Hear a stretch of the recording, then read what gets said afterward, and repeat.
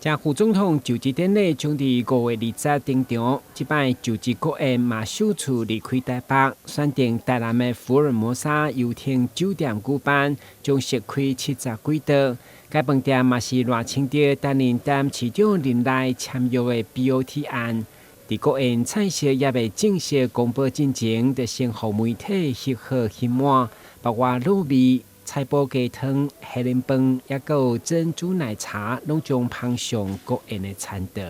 高兴能够借着这个机会，让台湾各地的美食以及厨艺巧手，能够在福尔摩沙酒店呈现出来，让所有的好朋友能够了解台湾文化的深邃，以及了解我们台湾美食的精粹，也更能够体会大师的用心。3号除了公布国宴的菜色，背后负责的国宴国家队以及阵容坚强的饮食顾问团，嘛以小解予大家知影，对因来讲如何结合台湾饮食文化甲现代料理的手法，互国际认识台湾料理的风貌，压力一定做大。是很紧急的状况之下，所以大家都是卯尽了全力，所以我们的菜单是在不到2天，就是36个小时之内，我们就是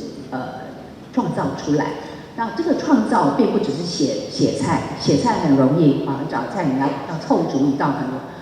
一桌很容易，但是主要就是说我们是有故事的，我们要讲台湾的身世，要讲台湾的历史，我们有太多想说的话了。黄金组合请了呢这个美食家2位美食家，还有呢这个蔡师傅、郭师傅、米其林的师傅来共同再开立第3次的菜单，形成今天呢的一个国宴的一个菜色，相当的用心。